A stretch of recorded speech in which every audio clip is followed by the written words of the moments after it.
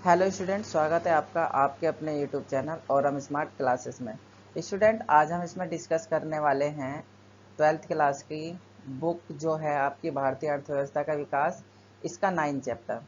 इससे पहले 8 chapter already बन चुके हैं। जिस बच्चे ने भी अगर वे 8 चैप्टर नहीं देखे हैं तो लिंक आपको नीचे डिस्क्रिप्शन में मिल जाएगा वीडियो के, वो जाकर आप देख सकते हैं। और आज हम इसमें पढ़ेंगे 9 चैप्टर जो कि रोजगार समृद्धि के जो औपचारिक और अनौपचारिक मुद्दे होते हैं। मतलब आज हम इस चैप्टर में रोजगार के ऊपर चर्चा करेंगे कि रोजगार क्या होता है, रोजगार कैसे होता है, रोजगार में क्या क्या इकोनॉमी के बारे में, मतलब कि कौन सी इकोनॉमी किस तरीके की होती है और उसमें रोजगार के कौन कौन से अवसर हैं और हमारे देश में क्या क्या चीज़ें करी गई हैं रोजगार को लेकर। तो टाइम वेस्ट ना करते हुए तो बने रहिए हमारे साथ और वीडियो को करते हैं हम start. Hello guys, welcome back to और हम स्मार्ट क्लासेस। स्टूडेंट, सबसे पहले हम इसमें डिस्कस करेंगे कि कार्य क्या होता है। मतलब कोई भी चीज़ अगर हम करते हैं या फिर हम कोई भी काम करते हैं तो सबसे पहले हम क्या करते हैं, काम ही करते हैं, मतलब कोई कार्य ही करते हैं। तो अगर आपसे कोई पूछ लिया जाए कि व्हाट इज कार्य, व्हाट इज वर्क, वर्क क्या होता है, तो मतलब कार्य क्या होता है, तो सबसे पहली चीज कार्य क्या होता है, एक प्रकार की गतिविधि होती है जो क्या होता है एक व्यक्ति अपनी आजीविका जीने के लिए करता है। मतलब कोई भी व्यक्ति अगर जिंदा रहने के लिए जो भी एक्टिविटी करता है, जो भी वो क्रिया करता है, उसे ही बोलते हैं हम कार्य।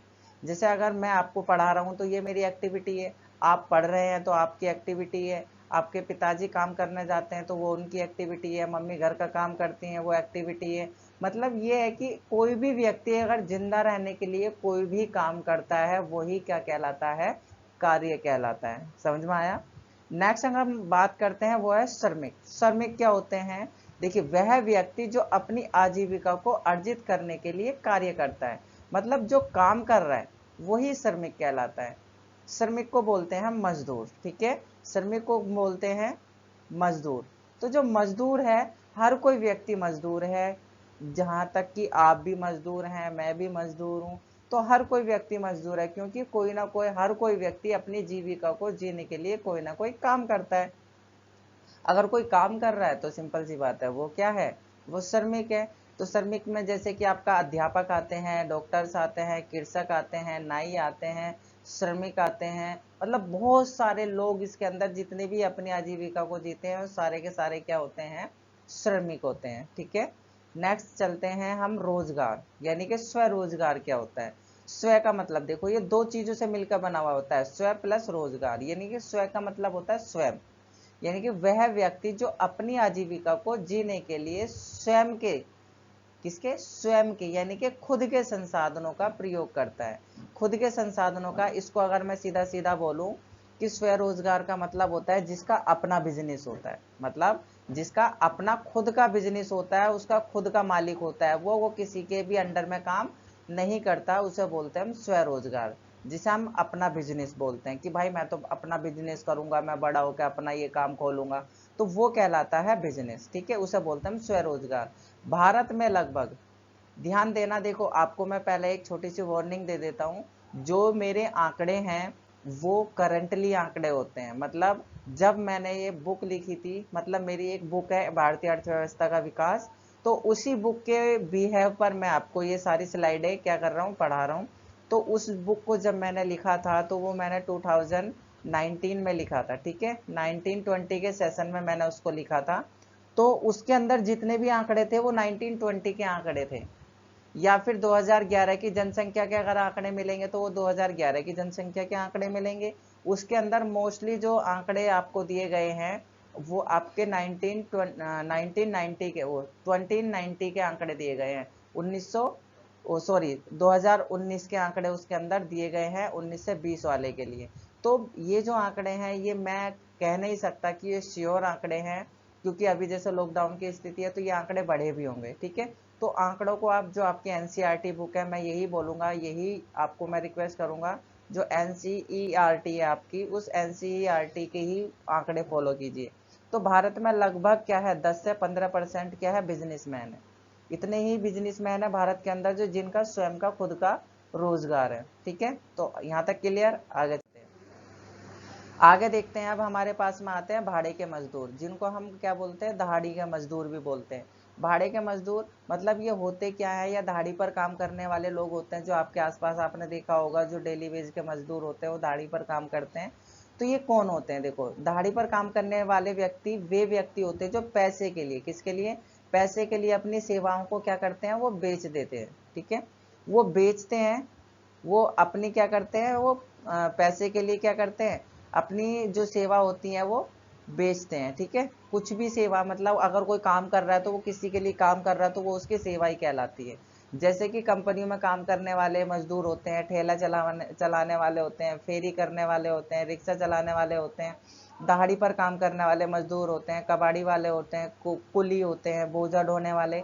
तो ये सब क्या है, ये अपनी सेवाएं बेचते हैं, किसके लिए? पैसों के लिए। ये सारे सारे व्यक्ति जो हैं, जितने भी व्यक्ति हैं जो मैंने अभी बताया, कंपनी में काम करते हैं तो ये क्या करते हैं, 8 घंटे की जॉब करते हैं।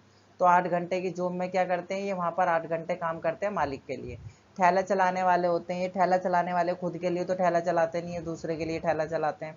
फेरी करने वाले ये क्या करते हैं, पैसे कमाने के लिए, दूसरों की सेवाओं के लिए, मतलब कपड़े बेचेंगे या कुछ अन्य सामान बेचेंगे, तो ये सेवा दूसरों की होती है। रिक्शा चलाने वाले दूसरों को इधर से उधर लेके जाते हैं, तो वो भी। दाढ़ी पर काम करने वाले मजदूर जो होते हैं वो भी होते हैं। उसके बाद में कबाड़ा उठाने वाले, ये सब क्या है, ये अपनी सेवाओं को बेचते हैं और बेचने के बदले इनको क्या मिलता है, पैसा मिलता है।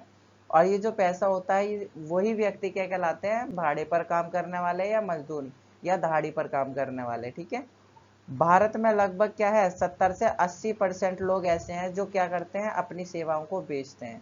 आप उठा कर देख सकते हैं आंकड़े, भारत में लगभग 80% लोग, 70 to 80% लोग ऐसे हैं जिनका कोई खुद का बिजनेस नहीं होता। वो क्या करते हैं, दूसरों की कंपनियों में काम करते हैं, दूसरों के लिए काम करते हैं। तो ये थे दिहाड़ी के मजदूर, यानी कि भाड़े के मजदूर। अब हम बात करते हैं कि जो भाड़े के मजदूर होते हैं वो कितने प्रकार के होते हैं। तो सिंपल सी बात, वो 2 प्रकार के भाड़े के मजदूर होते हैं। एक वे मजदूर होते हैं जो नियमित मजदूर कहलाते हैं, एक वे मजदूर होते हैं जो अनियमित मजदूर कहलाते हैं। अब इनको भी देख लेते हैं। जो नियमित मजदूर होते हैं वो कौन से होते हैं? वह व्यक्ति जो किसी भी कंपनी के मालिक के द्वारा नियमित समय और नियमित मजदूरी पर स्थायी रूप से कार्य करते हैं।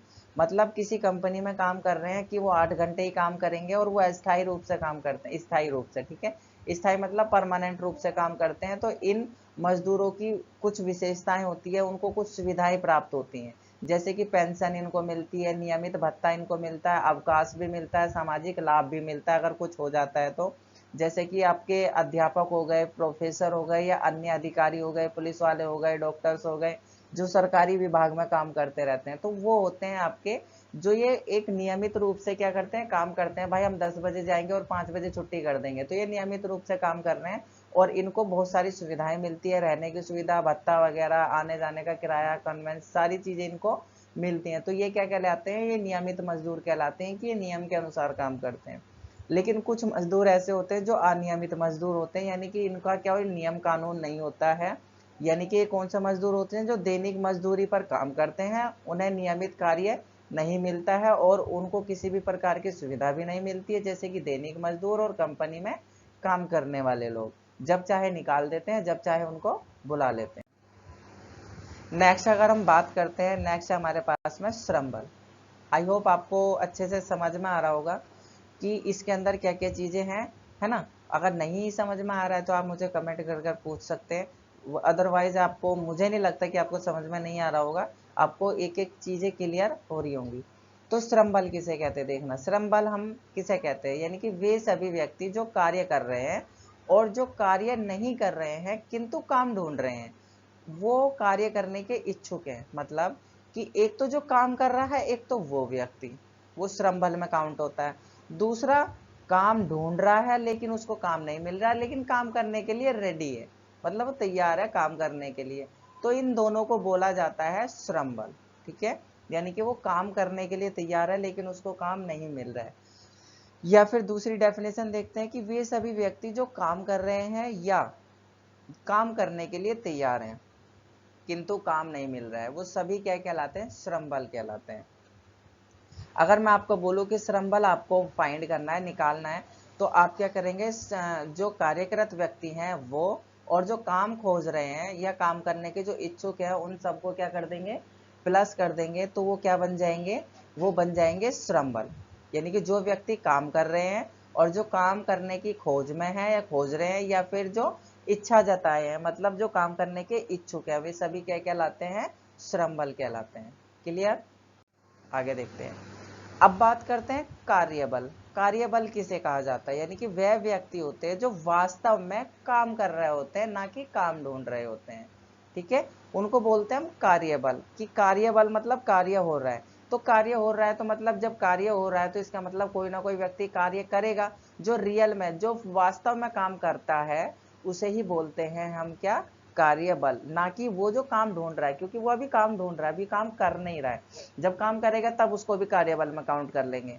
तो इसे हम बेरोजगारी का पता लगाते हैं। मतलब इससे हमें पता चलता है कि कौन व्यक्ति बेरोजगार है और कौन व्यक्ति बेरोजगार नहीं है। तो बेरोजगारी का प्रतिशत की दर निकालने के लिए हमारे पास फॉर्मूला होता है कि बेरोजगारी व्यक्तियों की संख्या, और उसको अगर हम डिवाइड कर देंगे श्रम बल से, तो हमें पता चल जाएगा कि बेरोजगारी का परसेंटेज कितना है।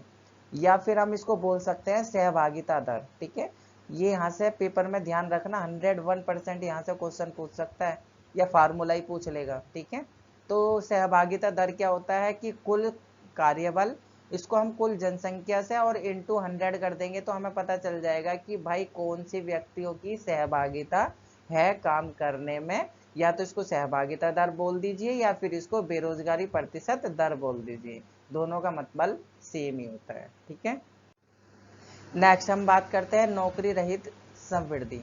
नौकरी सहित समृद्धि क्या होता है? देखो, आर्थिक समृद्धि जीडीपी के साथ देश का विकास करती है, ये आपको पता ही है। क्योंकि अगर किसी देश की जीडीपी बढ़ रही है तो उस देश की आर्थिक समृद्धि बढ़ेगी ही बढ़ेगी। ऐसा नहीं है कि अगर किसी देश की जीडीपी कम है तो उस देश का विकास नहीं हो रहा है ना। और ऐसा भी नहीं है कि अगर किसी देश की जीडीपी ग्रोथ कर रही है तो उस देश का विकास हो रहा है।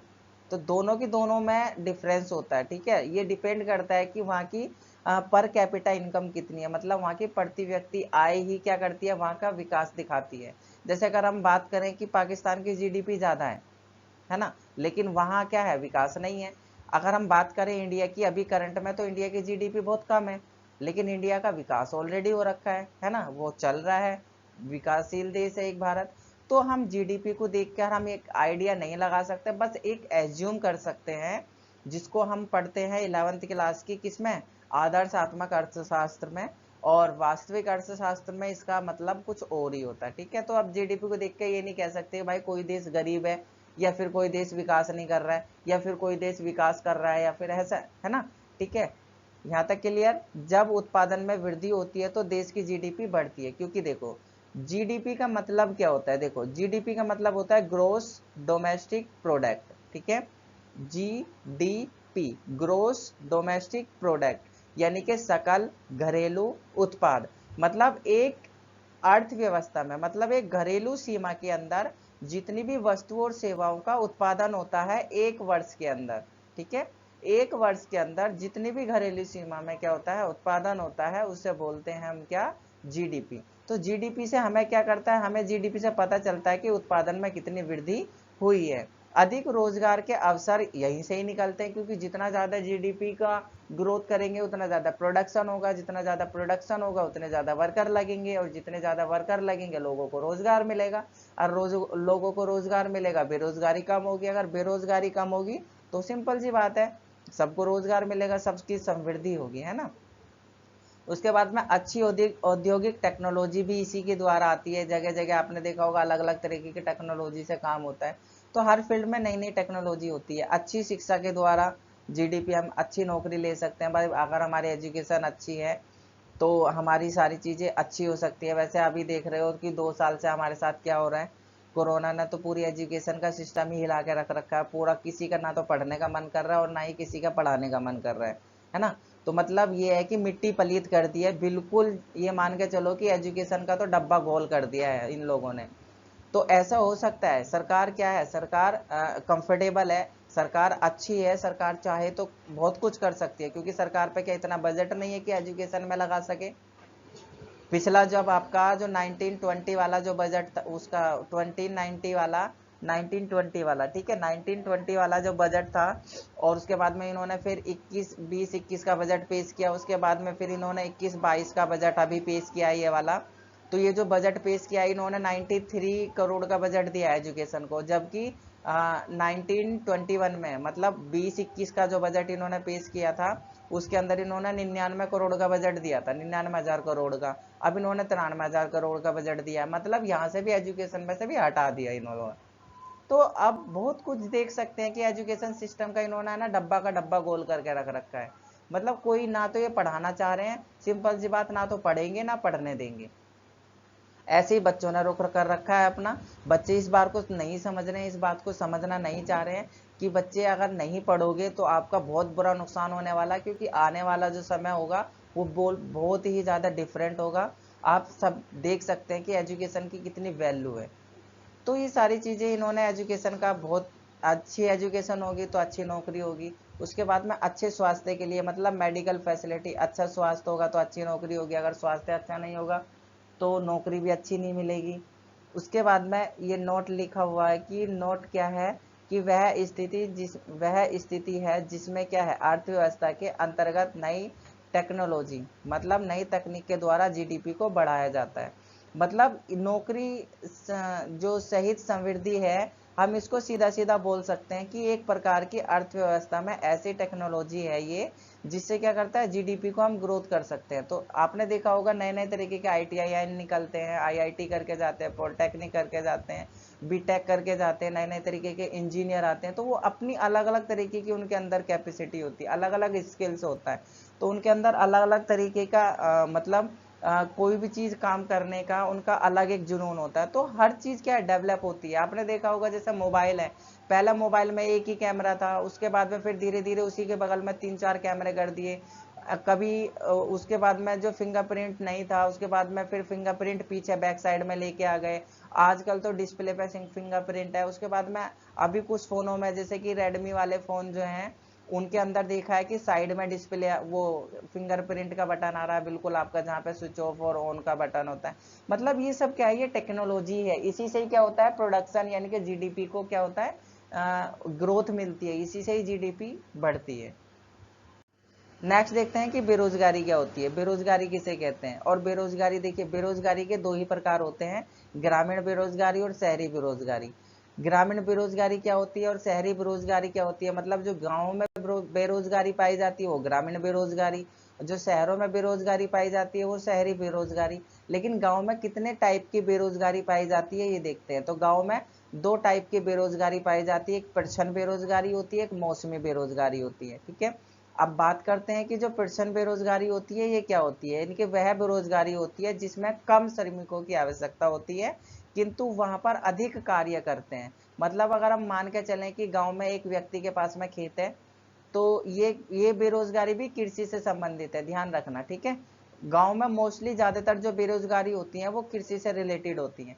अब इनके पास में ये खेत है, इस खेत में क्या है, पानी करने के लिए जाना है। ठीक है, पानी करने के लिए एक व्यक्ति बहुत है ना, पानी तो करना है, उसे जाके ट्यूबवेल से पानी काट के उसे खेत में करना है।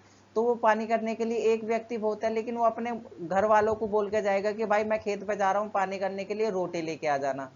अपनी वाइफ को बोल के जाएगा मैं पानी करने जा रहा हूँ और तू थोड़ी देर बाद में आ जियो, पानी को देख लेंगे कि कहीं कट तो नहीं रहा है, ये नहीं। मतलब वो क्या करेगा, खुद तो वहां काम करने जाएगा ही जाएगा, साथ में अपने बच्चों और बीवियों को भी लेके चला जाएगा। तो मतलब यहाँ पर काम करने की व्यक्ति की क्षमता है एक, और यहाँ पर काम करने वाले हैं 4 से 5। तो इसीलिए क्या होता है, यहाँ पर प्रच्छन्न बेरोजगारी होती है गांव में। इसीलिए क्या होता है, सबको लगता है कि काम कर रहे हैं, लेकिन एक्चुअल में काम नहीं हो पाता है। वो एक का ही काम होता है, 3 तो बेफिजूल की उसके पीछे लगे रहते हैं वो टाइम पास करने के लिए, और सबको लगता है कि चारों के चारों व्यक्ति काम कर रहे हैं। तो उसे बोलते हैं हम प्रच्छन्न बेरोजगारी, जहां पर काम करने वालों की जरूरत कम होती है लेकिन वहां पर बढ़ती ज्यादा होती है, और जहां पर काम करने वालों की संख्या कम होती है, वहां ज्यादा होती है, तो समझ लो वहां पर आपको क्या पाई जाएगी, प्रच्छन्न बेरोजगारी पाई जाएगी। तो ये कृषि से रिलेटेड बेरोजगारी है।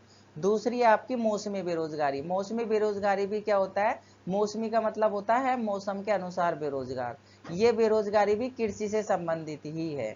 मौसम का मतलब कि ऐसी बेरोजगारी जो कुछ समय के लिए बेरोजगार होते हैं और फिर दोबारा से काम करने लग जाते हैं। मतलब जब तक उनका फसल का समय रहेगा तब तक उनके पास रोजगार रहेगा, और जब उनकी फसल पकने का समय आ जाएगा, क्योंकि फसल में ये तो है नहीं कि भाई वो पूरे दिन लगा रहेगा, तो एक समय ऐसा रहता है कि जब बोने बोने में टाइम लगता है, दूसरा उसको नराने में टाइम लगेगा, और तीसरा उसको काट के और उसका भंडारण करने में। तो इस बीच में ये जो समय बचता है, ये वाला समय उसका खाली रहता है। यहाँ पर भी उसका ये समय खाली रहता है। तो मतलब क्या होता है, यहाँ रोजगार, यहाँ खाली, यहाँ रोजगार, यहाँ खाली, यहाँ पर रोजगार। तो मतलब समय के अनुसार क्या होता है, वो समय के अनुसार बेरोजगार रहता है और समय के अनुसार उसको रोजगार मिलता है ना। जब किसान अपनी फसल उगाने के बाद कुछ समय तक क्या होता है, घर पर बैठ जाता है, वो पकने का इंतजार करता है कि फसल पक जाएगी। तो उसे ही बोलते हैं मौसमी बेरोजगारी। ठीक है, अब बात करते हैं हम शहरी बेरोजगारी। तो शहरी बेरोजगारी में भी दो बेरोजगारी पाई जाती है, एक औद्योगिक बेरोजगारी पाई जाती है, एक शिक्षित बेरोजगारी पाई जाती है, मतलब पढ़ी लिखी बेरोजगारी। पढ़ी लिखी मतलब जैसे हम लोग हैं जो पढ़े लिखे हैं, उनको नौकरियां नहीं है, वो बेचारे क्या करते हैं, ट्यूशन पढ़ाकर या फिर यूट्यूब पे आ जाते हैं और यूट्यूब से उनका सोचते हैं कि भाई उनका रोजगार मिलेगा, लेकिन पता चल रहा है कि यूट्यूब वाले भी उनके साथ में धांधलेबाजी करते हैं, यूट्यूब वाले भी उनके सपोर्ट नहीं करते। तो आप लोग भी सपोर्ट कीजिए, क्योंकि ये जो बेरोजगारी है, इसी बेरोजगारी के अंदर क्या होता है, सबसे ज्यादा नौजवान पाया जाता है। और ये जो नौजवान है, ये आपका मोस्टली जब ये पढ़ा लिखा है तो ये कोई छोटा मोटा काम करता नहीं है। तो जब ये छोटा मोटा काम नहीं करेगा, क्योंकि अपनी एजुकेशन के अनुसार काम करेगा, तो ये क्या करेगा, दो ही रुख अपनाएगा, या तो ये कोचिंग की तरफ को रुख करेगा या फिर ये यूट्यूब की तरफ को रुख करेगा। अगर यूट्यूब की तरफ को रुख करेगा तो आप लोगों के सहारे यूट्यूब के लिए रुख करता है, और अगर ये ट्यूशन की तरफ को रुख करेगा तो भी आपके अनुसार ही या फिर आपके अकॉर्डिंग ही करता है या आपके लिए ही करता है। तो मतलब क्या है, ये शिक्षित बेरोजगारी एक नौजवान बेरोजगारी से आप बोल सकते हैं, अपडेटेड बेरोजगारी है, ये हर जगह आपको मिल ही जाती है। औद्योगिक बेरोजगारी क्या होती है, मतलब जो ऐसे लोग हैं जो अशिक्षित व्यक्ति होते हैं, और इसमें मोस्टली जो पढ़े लिखे नहीं होते हैं, और उनको क्या है, औद्योगिक क्षेत्र में काम नहीं मिलता है, संचार यातायात व्यापार जैसा काम करना चाहते हैं, लेकिन उनको किसी कारण से काम नहीं मिलता। मतलब वो कंपनी में बेचारे ढूंढने जाते हैं, उनसे बोलते हैं कि यहाँ पर जो वैकेंसी है वो 10वीं पढ़ो लिखो की है या 12वीं पास तक की है, ग्रेजुएशन तक की है, और वो व्यक्ति बेचारे पढ़े लिखे नहीं होते हैं, तो उसे हम बोलते हैं औद्योगिक बेरोजगारी। ठीक है, और ये मैंने आपको बता ही दिया। शिक्षित बेरोजगारी मतलब जो पढ़े लिखे व्यक्ति होते हैं, मतलब बहुत अच्छे जानते हैं, पढ़े लिखे होते हैं, लेकिन फिर भी उनको रोजगार नहीं मिलता है, तो वो क्या करते हैं, बेचारे घर पे ही रह जाते हैं। और काफी बेरोजगारी में सबसे ज्यादा बेरोजगारी आपको यही देखने के लिए मिलेगी, आप गूगल कर लेना, आंकड़े ढूंढ लेना, सबसे ज्यादा बेरोजगारी आपको यही देखने के लिए मिलेगी, ये मैं आपको बता रहा हूँ। तो ये जो बेरोजगार है, मतलब ये वाली जो शिक्षित बेरोजगारी है, ये बेरोजगारी बहुत ज्यादा भारत के अंदर पाई जा रही है। और आपने देखा भी होगा यूट्यूब पे आपको इतने सारे बेरोजगार मिल जाएंगे, इतने सारे लोग मिलेंगे जो बेचारे एक रोजगार की तलाश में भी यूट्यूब के ऊपर आते हैं। उन्हें पता है कि कहीं पर रोजगार नहीं है, कहीं पर भर्तियां नहीं हो रही है, इतना पढ़ लिख लिया उन्होंने, इतना अच्छा पैसा लगाकर अपनी पढ़ाई करी है, तो उस पढ़ाई का यूज करने के लिए वो बेचारा कुछ ना कुछ तो करेगा। अब ये तो है नहीं कि भाई वो बीटेक करे हुए, एमटेक करे हुए, आईआईटी करे हुए, उसको नौकरी नहीं मिल रही है तो वो मजदूरी करेगा। तो वो अपने ही लेवल का काम करेगा, उसे लगेगा कि उसे पढ़ाने में इंटरेस्ट है, तो वो क्या करेगा, यूट्यूब चैनल बनाएगा, उस पर वो पढ़ाना शुरू कर देगा। जैसे कि आप लोगों के लिए एक औरम स्मार्ट क्लासेस यानी कि मेरा भी चैनल है, तो आप इसको भी सपोर्ट कीजिए, ये ज़्यादातर वीडियो आप अपने फ्रेंड्स को शेयर कीजिए, तो जिससे कि ये बेरोजगारी लोगों की कम हो, और आप लोग भी ऐसा पढ़िए कि जिससे आपको बेरोजगारी का शिकार ना होना पड़े, आपको मतलब पढ़ लिख कर तुरंत आपको जॉब मिल जाए और अच्छा आपका घर का खर्चा या घर आपका परिवार अच्छे से चल सके। तो इस वीडियो में फिलहाल इतना ही, बाकी हम आपको नेक्स्ट वीडियो में मिलेंगे। तब तक के लिए ध्यान रखिए और घर से बाहर ना निकलिए, ज़्यादा से ज़्यादा घर में रहने की कोशिश करिए। अगर आपको लगता है कि आप घर से बाहर जाना चाहते हैं, घर से बाहर निकलना चाहते हैं, तो आप प्रिकॉशंस लीजिए, मतलब अपने आप को सेव करके निकलिए। और ज़्यादा से ज़्यादा 1 मीटर की दूरी या 2 गज की दूरी बना के रखिए, 1 मीटर तो कम से कम, क्योंकि जो ये कोरोना आया है, इस कोरोना की जो सेकेंड वेव आई है, तो ये क्या है, ये आपका डिस्टेंस से ही इसको तोड़ा जा सकता है, अदरवाइज इसको नहीं तोड़ा जा सकता। मास्क लगा के रखिए अपने चेहरों पर, है ना, मास्क लगा के रखिए, और कम से कम 1 मीटर की दूरी तो उनके बीच में, एक दूसरे के बीच में बना के रखिए। जितना हो सके घर में रहने की कोशिश कीजिए और घर में ही पढ़ने की कोशिश कीजिए। ठीक है, हम लोग आपको बहुत सपोर्ट कर रहे हैं और आगे भी करते रहेंगे, बस आप अपनी रिक्वेस्ट हमें भेजते रहिए। बाकी हम आपको नेक्स्ट पार्ट में मिलेंगे। तब तक के लिए जय हिंद, जय भारत।